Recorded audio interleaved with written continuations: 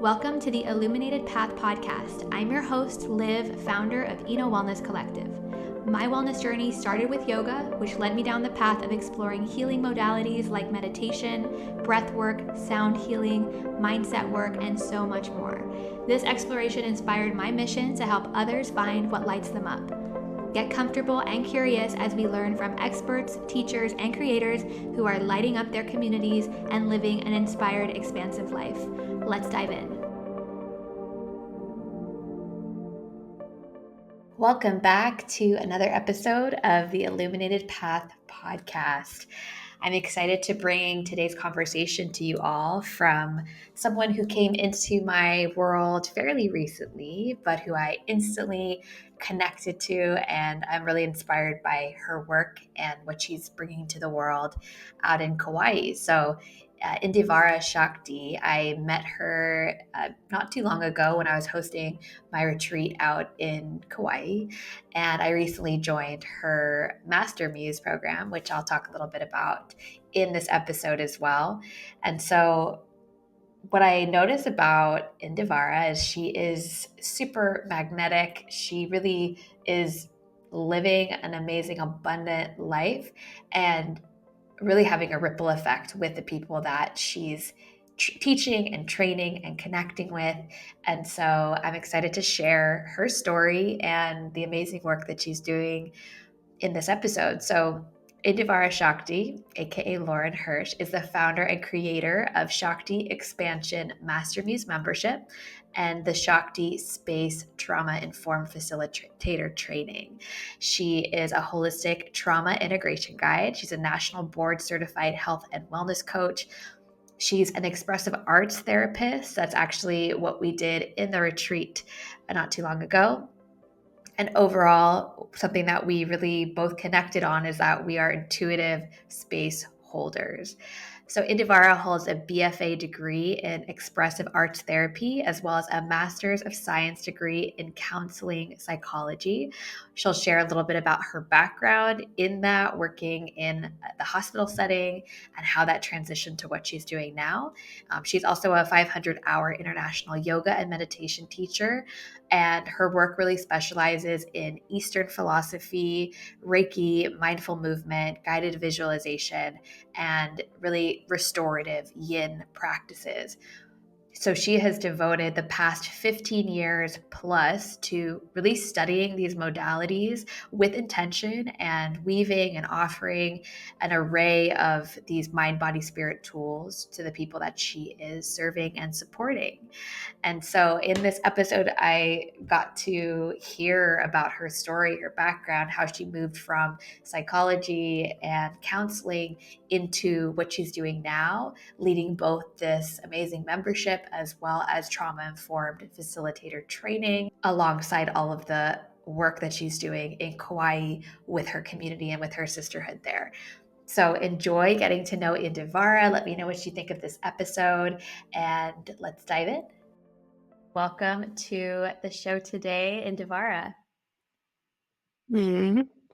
Thank you so much for having me. So grateful to be here and excited to drop in with you one-on-one. I can feel it's going to be a powerful conversation. So thank you for hosting. Yes, I was so excited to get you on here, especially after connecting with you in Kauai and now being part of your Master Muse portal, which we'll get into today. And I would love to hear about the creation and expansion behind that. But would love to start us off. I know that you are just living a magical life over there in Kauai. So I would love for you to start us off with, if you could just share, what is a typical day for you over there? But then we'll kick into your background and how you got there. But it looks like you're just living your best life out in Kauai these days. Thank you. Yeah, I've been here in Hawaii for about 3 years and Kauai mostly for about 2.5 years. And right now I have the blessing to be in a really gorgeous temple space that I manifested or aligned to. And I'm here in a movement space, a yoga studio. And this is where I meet with a lot of my one-on-one clients here on island, and then also facilitate different art therapy workshops and yoga experiences. So it feels so good to have like an actual ceremony movement space in my home to welcome people in. That's been something I've been calling in.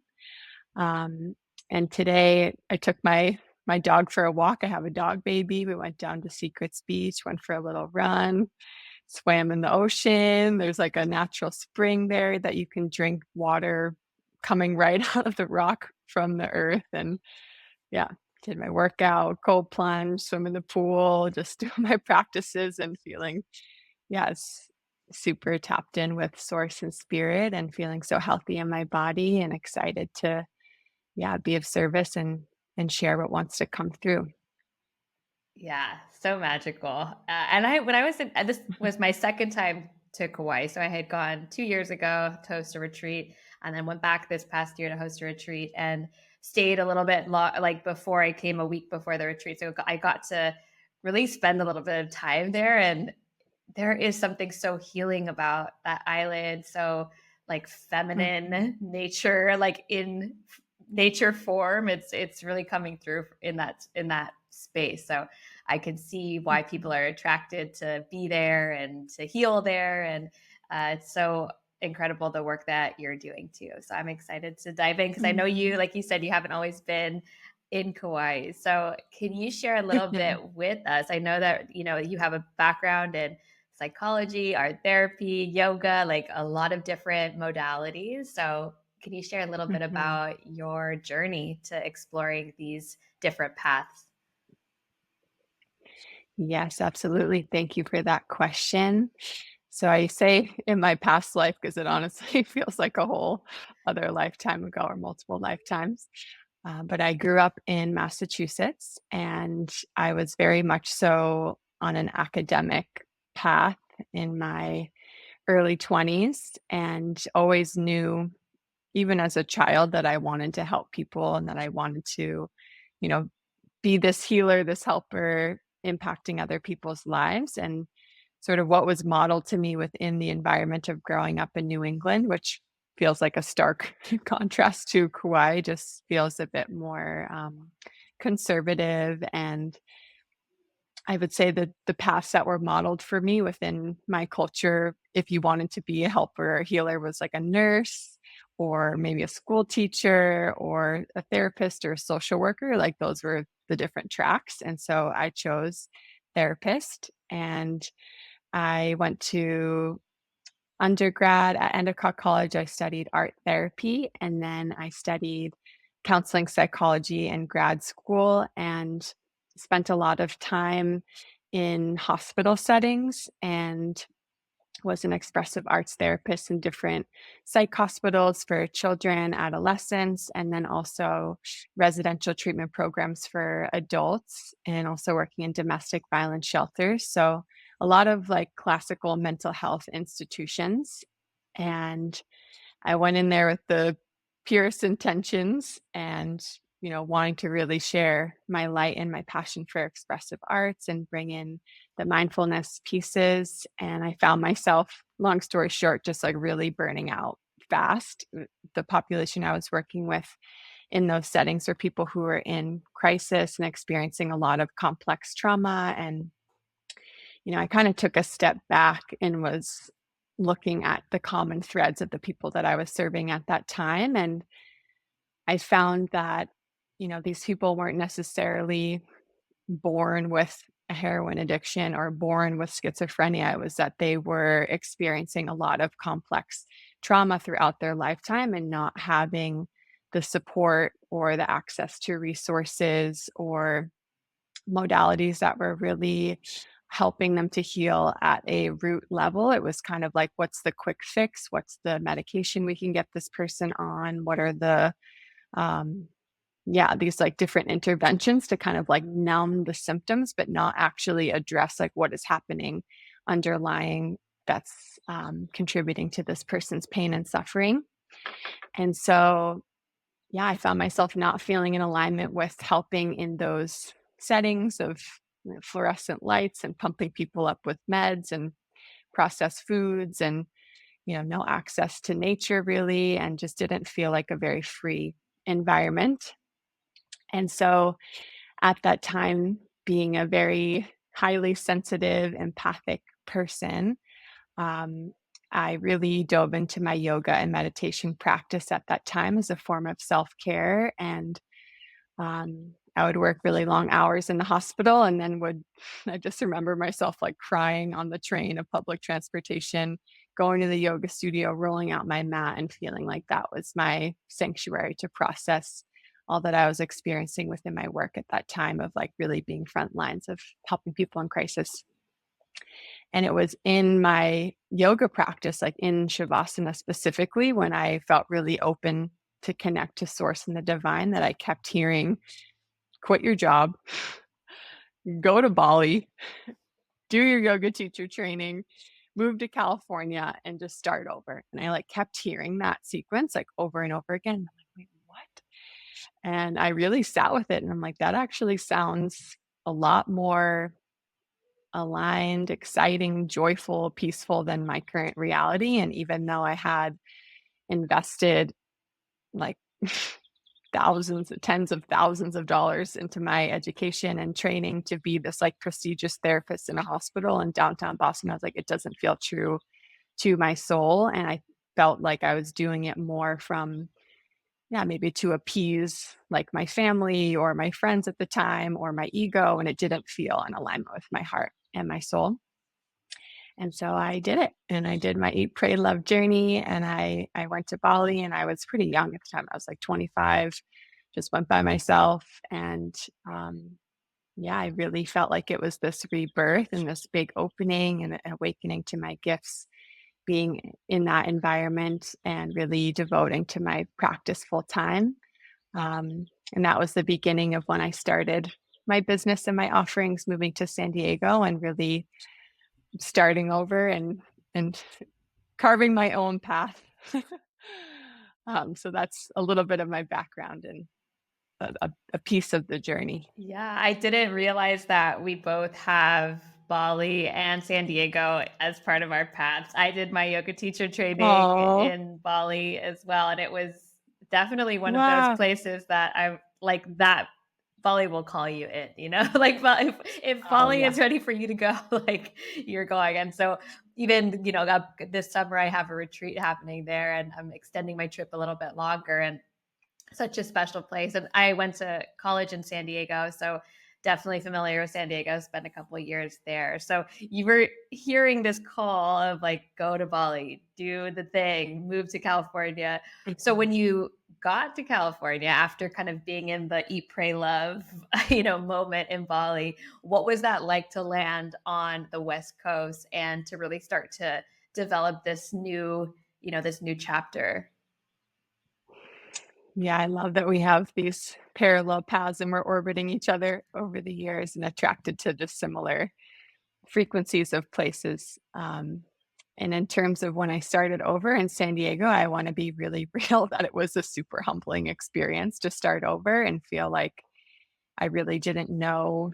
I think I had like two friends that lived out there at the time. And it was really humbling to not have a concrete plan of like, okay, here's my steady job and here's my set up apartment and friends. And it was a huge, massive growth opportunity for me to really be with the uncomfortable and to be in the trust of I'm meant to be here. I know I'm guided to be here. And, I started out working at a front desk of a yoga studio just to like get my foot in the door and to start making connections. And it was, a big shift going from having this like prestigious salary that was like super stable to like, okay, I'm working the front desk at a yoga studio. Um, but it didn't take long to, yeah, start cultivating my own classes. And I was really passionate about expanding my training, and even though I had a home base in San Diego, I still continued to travel to Mexico. I studied Chinese medicine and yin yoga, and that's been more my focus is the like restorative, slow paced practices like yin. I find that it's been the most healing for me to sit with myself, to be in that pace and receptivity to really listen to my body And although I love the vinyasa flows and the sweaty flows, I find that the yin just feels more authentic to me within my like natural pace of teaching.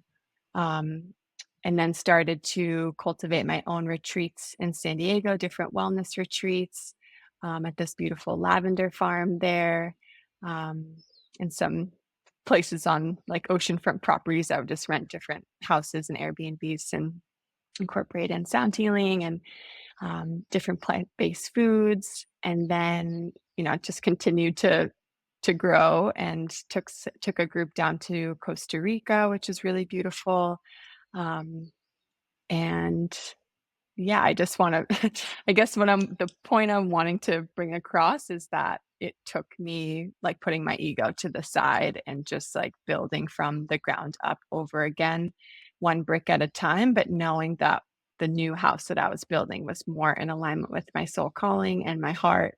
And it took me years to build to where I am today, where I feel like I can really support myself and my lifestyle with my business. But just like the tenacity to not give up and to keep leaning in. And it's not entrepreneurship is not all rainbows and butterflies. I've definitely been on my knees many times. But it feels so worth it to me to be able to wake up and be like, I am living in alignment with my soul. I'm living a life that feels most authentic to me and that I feel most passionate about rather than trying to conform to work for somebody else.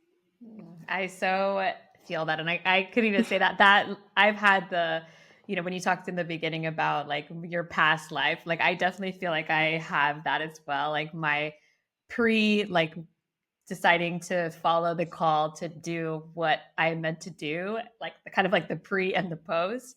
And I totally hear you on like starting over, even though for me, I ended up, moving back home to Guam as like my starting over point. It was a completely different place than where how I grew up and what I knew. And so starting kind of brick by brick, what am I going to offer? Being like a student and really like having all these different like learning all these different modalities and seeing like what comes together for what I want to share. And I know that you fuse in your background with art therapy and with psychology into this like really beautiful expression of what you offer and how you guide women these days. So yeah, let's talk a little bit about, I know you have a few different things, but I would love to start off with talking about the trauma informed space, Shakti space that you Mm, hold. So yeah. for those people that are like, what does it mean to be a trauma informed facilitator? What does that even mean and look like? Mhm, Can you share a little bit about mhm. that? Yeah, I'd love to share about that. So, what inspired it was just taking note of the women that were coming into my space for one-on-one mentorship and just tracking like what are the common themes that I'm helping women with. And it was really women who were wanting to step more into their dharma and their service and their impact, and also wanting to do it in a high integrity way. And so I found that, or I was in discovery around how do I incorporate in all this training that I've done with psychology and counseling and art therapy and then apply it into my business now, my mentorship now. And another piece of inspiration that helped me birth the Shakti Space Trauma Informed Facilitator training was I found that a lot of different training programs that I was investigating, participating in, there wasn't necessarily an element of the practice. And so a big or my favorite part around the training is towards the end after I teach more about different nervous system regulation tools and having like a trauma informed lens and an awareness that all people during their life on some level experience some sort of event which can register as too much, too fast, too soon within their system. And it could be something like a minor trauma, like, maybe being bullied once at school, or it could be something more significant like a sexual trauma or a life threatening event of that nature. and how that affects the way that we show up within relationship, within community throughout our lives. And um, what I was saying, my favorite part is giving women the opportunity to practice the skills that they're learning. I'm an experiential learner. And so I do have elements of my training that are more like, listening to the PowerPoint and different exercises and journaling. And um, something that feels really alive for me is empowering women to be in their leadership. So after they receive the different skills and tools throughout the months, that they can start to develop or refine their own offering, whether it be like a movement practice or um, some sort of workshop that they've been meditating on or that's been within them, and then practice it for the group of women that are in the training, and then receive feedback from the group and help to really refine their offering so that they feel more confidence in sharing it and birthing it into the world. Or maybe there's like a 2.0 version that wants to be gifted to the collective, that they feel like they're having this lens of, how do I have a sensitivity and attunement to the people that are coming into my space? How do I offer choice? How do I offer, like, even just the way that we ask certain questions, of having it be like an open-ended question versus like a yes or no question, just like offering the freedom, offering the choice, offering the ability for people to always honor what's best for them and their body in any moment, and to be, authentic and feel that safety, would be some of the pieces that I highlight on in the trauma informed training. And I've run it 2 times now, and I'll be running it again in the fall, so I'm looking forward to that. Just keeps getting better. Yeah, it's such important work, and even as a facilitator and like teacher myself, I am interested in that program too. I'm like, I would love to Mm. do it the next time you run it, but it is so important Yeah. to know that people are coming Mhm, into every space, whether it's a yoga class, a breathwork session, a sound healing, a retreat, even just like into work. They're coming into it with their own, you know, their bags that they have, whether that's, like you said, different kinds of trauma that they've experienced, but being able to approach it with how you hold space, the language you use, the overall like safe environment that you're creating. I'm sure that all the women that mhm, left your program are now, you're seeing that ripple effect out of them all creating their own offers and then mhm. impacting those people and seeing it kind of spread. So I'm sure that you're Yeah. super proud of your two cohorts that have Mm. um, come through those programs too. Mhm. You mentioned Yeah, art thank you. therapy is a piece. I mean, you mentioned art therapy was part of your past work, and that's actually the workshop that you hosted for the retreat that we had recently in Kauai. And I know people listening Mhm. are probably like, okay, I know art and I know therapy, but how does Uh-huh. art therapy work, and how have you seen this sort of expressive art therapy work impact people as Mm. you've begun to facilitate it? Mm. Yeah, thank you for this question. Yeah, art has been a huge part of my path and my passion. It's something that I've always felt magnetized towards as a personal healing practice. And I love art therapy because I think it helps people to connect with their inner child and the little one that's within us. And, I find that art is so infused into like summer camps and preschools and elementary schools, and a really common way that we learn and express and play and connect as children. And then somewhere along the way, it kind of fizzles out unless you like really seek it out. It doesn't become as common within like high school, college, and beyond. And I've had women come into my circles in spaces of like, wow, I haven't painted in like 10 years. Um, and so I think it helps us to connect back to our original blueprint and our innocence and our curiosity as big kids. And that can be confronting, it can be expansive, it can be really insightful and bring up a lot for people.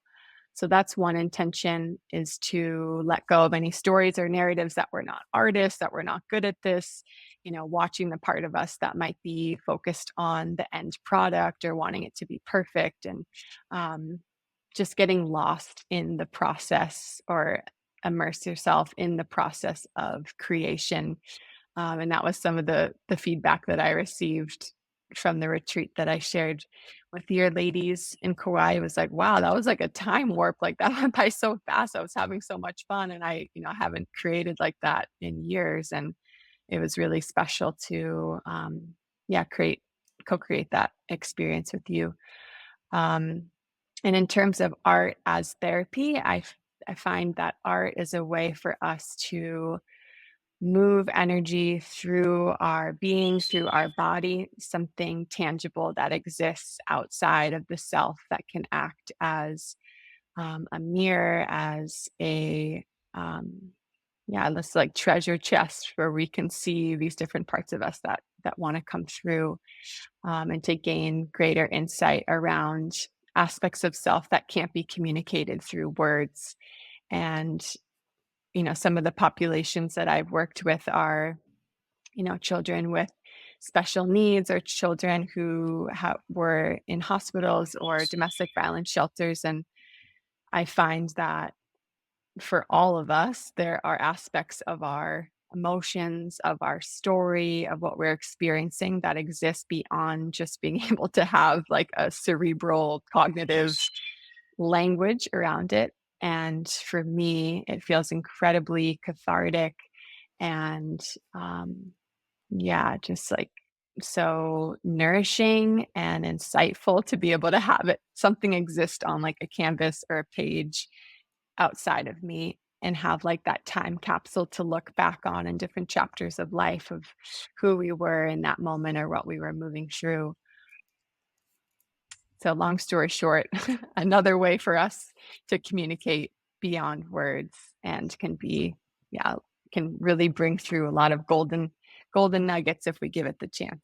Definitely. I remember walking out to the space that you had set up at the retreat, and also looking at other people as they were walking out, and you had this beautiful altar set up, and you had all the, all the materials, and it really was like the inner child's like, being activated, being like, oh, what are we going to like, what are we going to play with? What are we going to do? What are we going to create? Uh-huh. And just watching how that, even the idea of like, hey, we're going to do this art therapy workshop, what that brings up for people. Whereas like if you do say, oh yeah, I'm super artistic, you could be like, yes, this is my jam, like I'm so excited for this. But like you said, like kind of the stories of like, if you don't feel like you're artistic, if you haven't done anything like this in like years, how it can bring things up right away without even touching anything. So even that piece of it, I'm sure is you've probably seen a lot of people react different to like, what are we going to do? Like almost feeling nervous. But then seeing it, what comes through is like, it's okay. Like whatever comes through is like what's meant to come through. Noticing what colors you're drawn to, noticing like the shapes that feel like that are wanting to come through. It really is like getting it out on paper, and then also being able to accept whatever comes out. Like there's not going to be this big do-over of it. Is super super therapeutic. So I know that you do some of this work in Kauai too. Do you do this, I guess, mostly with groups of women, or do you ever have like what's like the typical group of people coming to you? Mhm. Yeah, I typically work with women. I feel so passionate about empowering women, working with women, just obsessed with the feminine spirit. So I would say that's the majority of people that I serve here and online. And I would love to speak a little bit more to the body tracing project, if Yes. that's okay. Yes, definitely. Yeah, so the project that I shared with your ladies on your retreat, and then a project that I've done several times here, in Kauai and Maui and San Diego, is a project. I call it the Embodiment Tracing Project. And there's a spin on it that I learned from one of my mentors in undergrad. And essentially, you work in partners in the beginning. And I like to cultivate a field of safety and connection and presence before. So we did the soul soul gazing with your partner to like really drop in, to feel like you're fully seen, to connect on a heart plane. And then I bring this like giant roll of painter paper that's really designed for like when you're painting your house to protect your floor, but it's, massive and you can cut it to be like 7 feet if you wanted. And then working with a partner to trace your body in one position or multiple positions, typically with a marker to just like get the outline. And I've had people just do like a wide wingspan, or I've had people do themselves in fetal position or do themselves, in multiple positions like cartwheeling or having two figures interacting in some way. Like there's been so many creative postures that have come through. So people that just do their hands or their feet, and then having open art studio where I bring the paints and the glitter and the markers and the crayons and the color pencils and collage and feathers and glue and and all the things, and putting on a playlist and really allowing people to get into a flow state where they lose track of time and space and can just immerse themselves in the creative process and allow their intuition to express um, their relationship with their body through art. And I find as women, we receive a lot of conditioning and programming around what our bodies should look like or pressure to look a certain way. And I think it can be incredibly healing to have the physical representation of the body life size mirrored back to us and then get into a deeper layer of what exists within us and expressing that through art. And for me personally, the very first time I ever did this, I was 19 in undergrad and moving through really a dark night of the soul of trying to separate from a former partnership that was just very unhealthy and honestly unsafe and abusive. And it was after doing this project and seeing like what I felt at the time of this, little one within me that was like cradled up and feeling unsafe and had like these holes ripped in her. And then the person that was holding her up was like this strong, radiant, empowered version of self of who I wanted to embody at the time. And it was sharing that with my classmates at the time of like really breaking down and feeling so emotional of like, whoa, this is my reality. This is how I'm feeling. That motivated me to seek help, seek therapy for myself at the time, seek support in separating from this person in a safe way. And it was really the moment where I was like, okay, I believe in the power of art to heal, to change people, to transform. And I feel like this project changed the trajectory of my career. And I feel really passionate about sharing it with other women um, in hopes that I can, yeah, bring greater learning and, um, yeah, just like reflection and insight and growth through tracing our bodies. Beautiful. That is such a powerful, like, even beginning of this project, and like what it means to you makes so much sense that you are so inspired to share it with others, and even the way that you hold space, which is what I wanted to ask you about, because you mentioned the trauma Mm, informed facilitator training. A big piece of that is being able to hold space for everything that people are bringing into their world, and then in art therapy workshops, also holding space for how whatever is coming through for people. So I know that just this concept of holding space and also ceremony is a piece of what you do and what you're doing out in Kauai. So can you share a little bit about how you approach holding space for groups of women, and for people who might be mhm. listening that either are teachers or guides or facilitators are wanting to hold space for people in some way? What are some Mhm. things that have supported you in how you do it? Mm. Yeah, thank you for that question. I feel like it's this balance between when you're a space holder, you're holding the space, you're coming into a leadership role or rising into a leadership role where you are creating an environment, where you're creating an experience, where you're creating, um, yeah, a field of energy that you're welcoming other people to come into. So there's this sense of um, leading.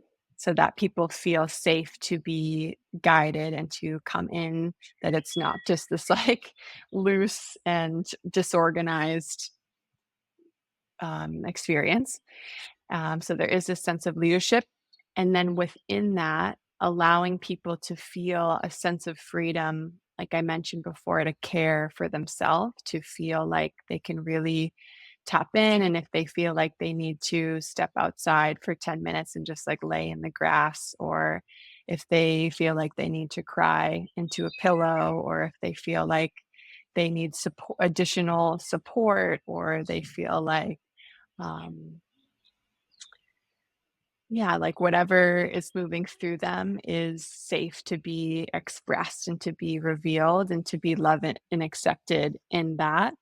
If they want to like, it's kind of like within a yoga practice, if they want to do extra chaturangas and like really get it and sweat, or if they feel like they need to lay in shavasana for the whole practice, like feeling that freedom to do whatever is best for them, um, with the exception of making sure it's not, you know, disturbing or negatively affecting anybody else within the group. It's kind of like that mastery of, I'm here in leadership.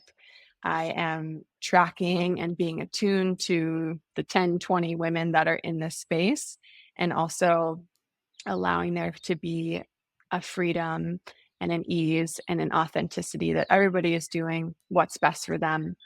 Um, that would be that's my goal when I hold space, is that people feel safe in that way. And one other piece that I'll mention that can be really helpful in space holding would be to set an expectation of the general flow of the experience. So when people have experienced trauma within past relationships, or any sort of trauma, there's this level of like unpredictability, and that can be triggering within a sensitive nervous system of coming in and not knowing what to expect. And of course, with any sort of, we both run retreats. There's always going to be things that we got to just go with the flow and flex on. But giving people a heads up of like, this is the general flow and expectation. This is like the time frame that we're going to be doing this. For example, we're going to open up with an opening meditation, do some soul gazing. We're going to have an hour for art creation, and then come back into a closing share circle, just so that people can settle their system and knowing this is what's coming next.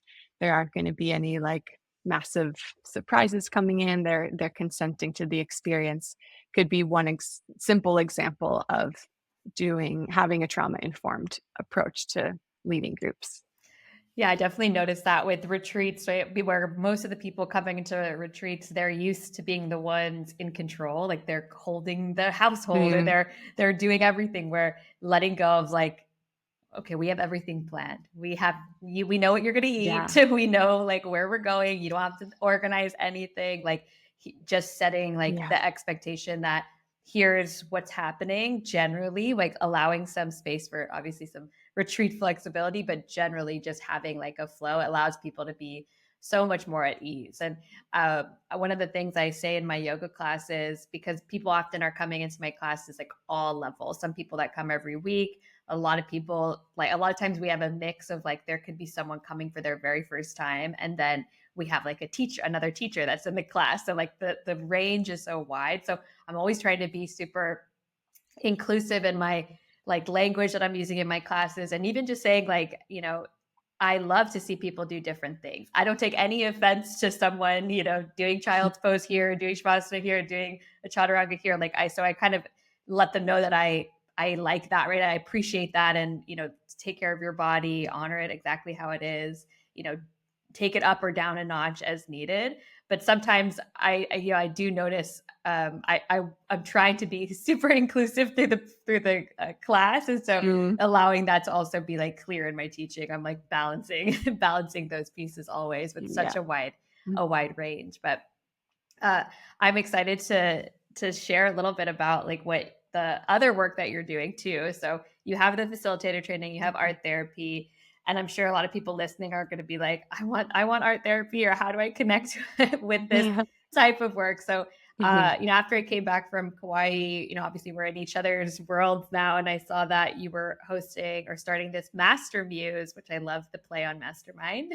And Mhm. immediately was like, without even knowing too much about it, I think I saw you talking about it on your stories. I was like, yep, sign me up, all in. Like it just felt like a very intuitive, like this is something that I want to be part of and just be in the energy. And then joining on that first call the other week, I was like, wow, all the women that are on here are just next level. And Mhm. so I would Yeah. love to hear about the moment of like, I've got to start this Master Muse portal, and how you're calling in all these people from different places, right? And bringing them together for this experience.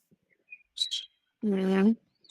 Thank you for those reflections. I'm so grateful that you're a part of the Master Muse, and yeah, it feels like a new exciting baby, and it's another example of following my heart and my intuition, and where some of my business mentors that I've worked with would say, like, once you create the offering, just like go through your level one, run your level two, and then just like rinse and repeat and just like keep doing it again.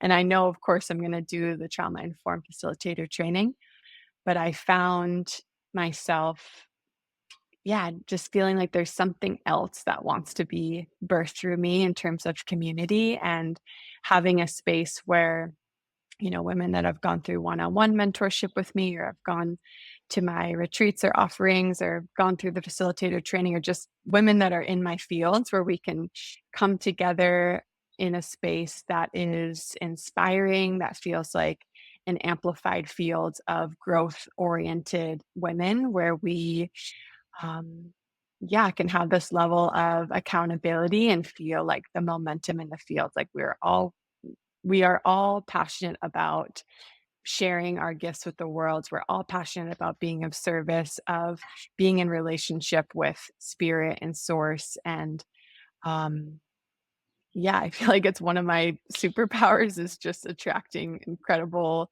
women into my space and being a master connector. And it's honestly one of the favorite parts of my business is seeing how women are weaving outside of the container. Like, for example, two women that are in the Master Muse now that went through the facilitator training, they're both in Canada, but one's in Vancouver, one's in Toronto, and they just decided to collaborate on a weekend retreat in Toronto. They're doing that together. They're stoked. I'm heading out to San Diego next month to lead a couple workshops there, and two women again that have been a part of the community. It's like one is they're meeting up in person, they're linking up, they're collaborating on an event, and I know it's cool to just see how there is such a genuine support and shifting out of this paradigm of how we've been conditioned to be maybe in competition or comparison with other women.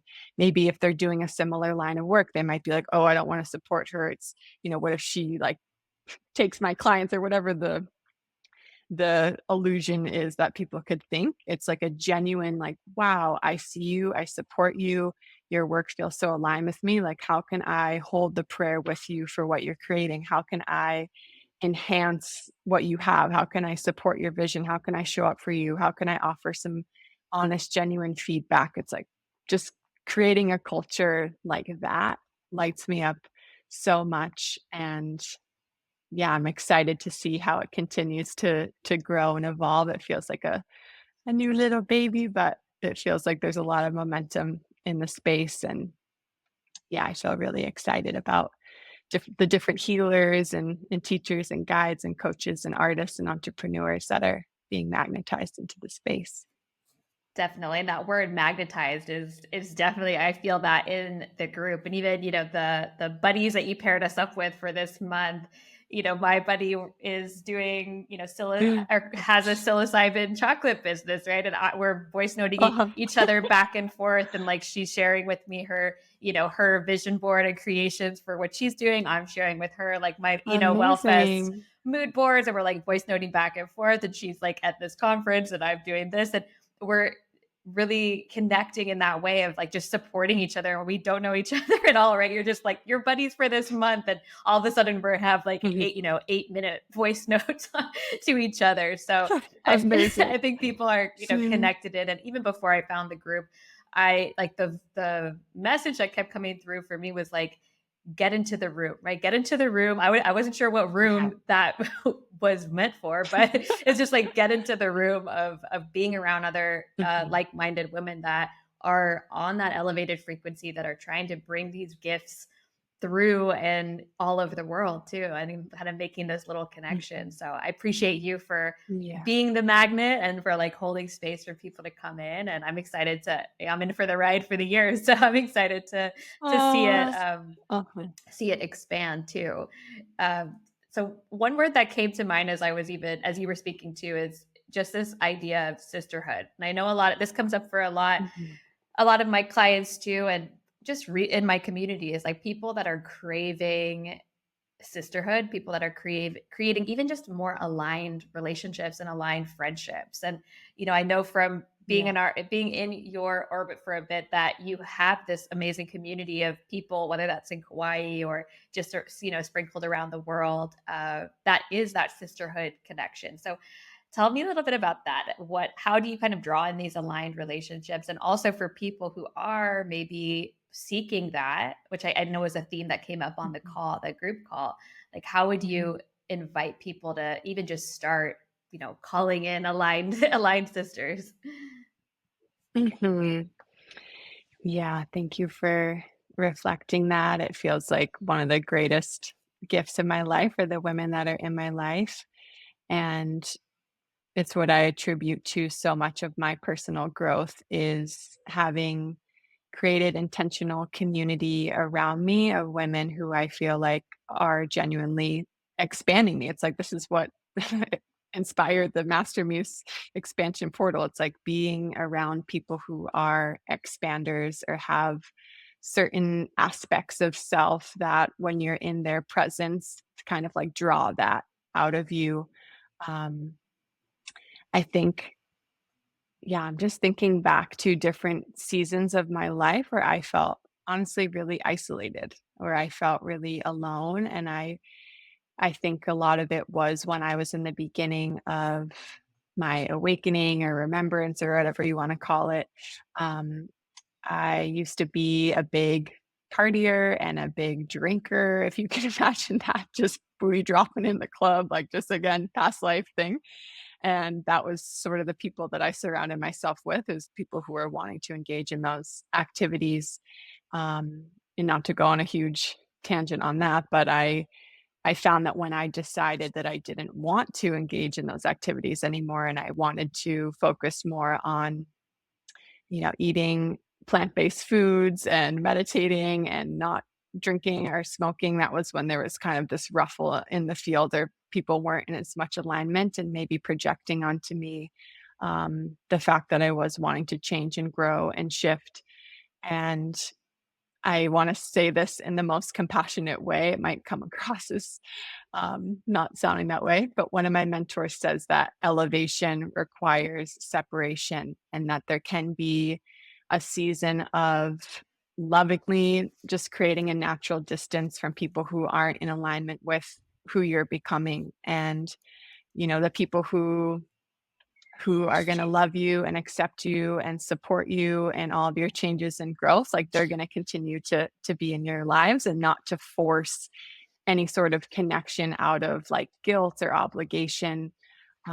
Would be one permission slip to have, and it can be a painful process in having there just be like natural spaciousness between connections that are draining your life force or don't feel as fulfilling or inspiring.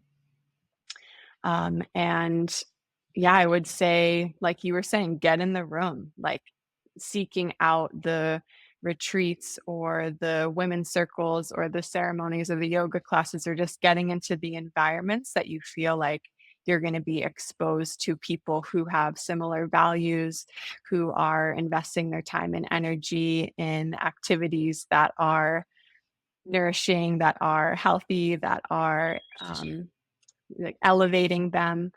And it can bring up the little girl parts of like, oh, what if, I'm going into this new party? What if nobody talks to me or sits with me on the bus or whatever it might be?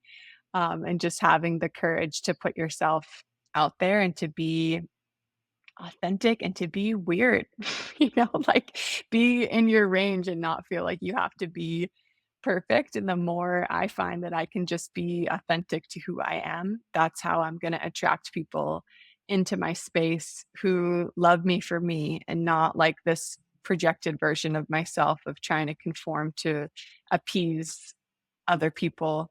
Um, yeah, so those are some of the pieces, and coming here to Kauai has been incredibly, just, like, so, like, healing balm for my heart to have the connections of women that are in my life, and I really experienced it, I would say, the most in going through a recent separation with a partner who I was living with, and we were planning on having a family and getting engaged this year, and it was really just like a shattering of my known universe to separate from this person who I deeply still love and care about.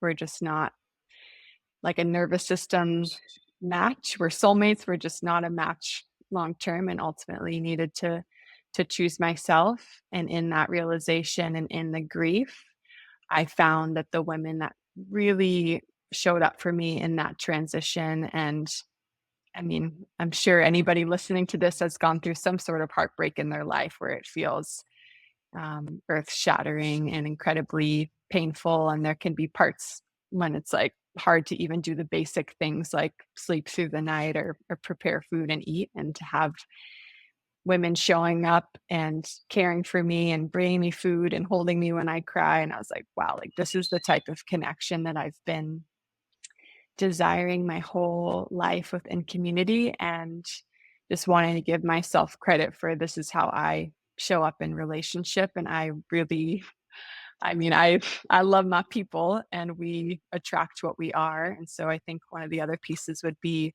if you're desiring sisterhood and people to show up for you, like how can you show up for the people within your life during those tough times, and to um yeah, really demonstrate your care and your love, in through whatever way feels most authentic to you. Thank you for sharing that. It made me think of, yeah, like I went through a really like heartbreaking breakup a couple of years ago when I was living back past life in California. And I remember, like, I really vividly remember the people that were there during that. Like the friend that was like, come sleep on my couch. The friend that was like, I'm bringing you ice cream. Or Yeah. the friend that was like, With don't, me. I'm going to help you move out so that you don't move out by yourself, right? Like those people who are really there during like Yeah. tough times. And that is such a powerful, like, unfortunate way to also see like who's really there for you and in what ways people are wanting to support and wanting to hold you in that way. So thank you for sharing that. I'm sure a lot of people can resonate with Mhm, that. And the mhm. other thing that came through that was a reminder is like one of the coaches I follow, she and have followed for a long time. Her name's Mel Wells. I don't know if you know who she is, but she, Sure. in one of her trainings, I remember she talked about sisterhood and she said, you go first, right? You be the one to reach out. You go first and people will, will follow. So I always think about that with like creating community here and even just creating new friends, right? Of like reaching out to someone that you like their energy and but you maybe haven't spent quality time together and be like, hey, you always come to my yoga class. You want to go grab a coffee after? Or, hey, like, we're going to the beach. Just kind of like extending that invitation to like maybe what might be a loose tie right now, but could be something deeper. And worst case, it's not. But I've made a lot of really amazing friends by being the one that just goes first and be like and wants to deepen that connection by like doing a fun daytime activity, right? Like a coffee or a brunch or like a beach day or whatever it Mhm. might be. So, yeah, and I could totally sense from everyone that I met when I was in Kauai. I was like, there's like a bunch of little magical angels running around Kauai. Like everyone was just so relaxed and like free flowing and like Completely. beautifully glowing. I was like, okay, I can sense there's like this abundance and like gratitude, like overwhelming feeling of gratitude that just existing in that place, which is definitely like transfers off to everyone that goes there. So thank you for sharing that. All right. So I would love for you to share. I have one closing question, but before I ask you that one, I would love. I know people are like, where can I find her? What can I do? So can you share Mm. with us a little bit about like where can people find you these days? What do you have coming up? Thank you for the invitation to share more about my work and how to stay connected with me. I share a lot of my work through Instagram, so you can follow me at Indivara Shakti, Indivara Shakti. My website is indivarashakti.com. And I would say, yeah, the Master Muse portal, I see it really growing. So it's mastermuse.indivara.com is to learn more about this group that Liv's a part of. And we have a monthly Zoom ceremony that's 2 hours. And we also connect through a WhatsApp thread between the calls. And you have lifetime access to all of the recordings and trainings as that's growing. And it is a really special sacred sisterhood community. So that would be one way to connect with me. And then I also, coming up, I'm going to be traveling to San Diego. If anyone's listening to this and is in California, I'm coming to San Diego the beginning of June from like the 4th to the 16th. And I'm going to be offering 2 workshops in person that I call Remember Your Road to Regulation, a journey from triggered to tantric. And so this is a somatic sensory exploration nourishing our vagus nerve. And I offer this buffet of breath work and vocal toning and yin yoga and self massage and yoga nidra as a way to direct our energy back home to ourself, to a regulated, resourced, peaceful, and pleasurable space. So if you are in California and you want to come hang out in person, that's another opportunity. And then I also offer one-on-one mentorship deep dives for women who are desiring to step into greater expressions of their dharma and their impact, and weaving in the expressive arts therapy within that, and also using a trauma-informed lens in the way that they're facilitating. So I would say those are the main ways to connect and work together and weave together. And yeah, I would love to hear from you if you're listening to this and want to share anything that resonated with you or any questions. Feel free to send me a DM on Instagram.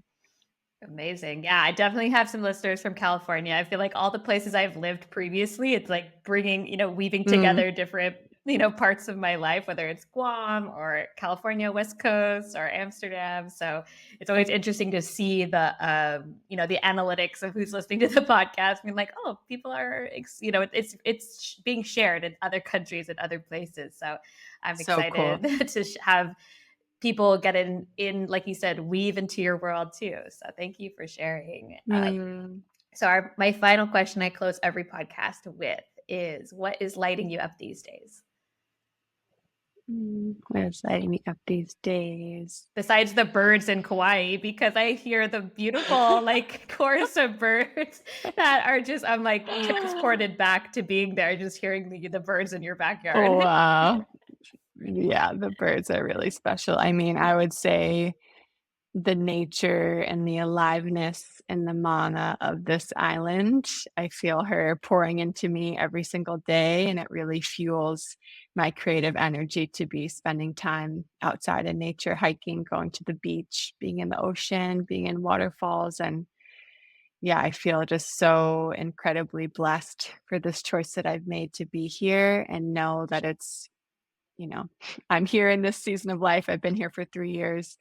I know I'm have some upcoming travels, and also just like see myself having my family here and my babies here one day. And it's always going to be a soul home for me. And I feel incredibly grateful for how, yeah, the vibration of this land, the community of this island has poured into me and allowed me to be of service and share from this overflow place when I have been in other environments that I feel like have drained me so much. I feel like Kauai pours into me, and that's how I want to create art. That's how I want to be of service, is serving from the overflow. So much gratitude to the Aina for allowing me to be here in this season of life.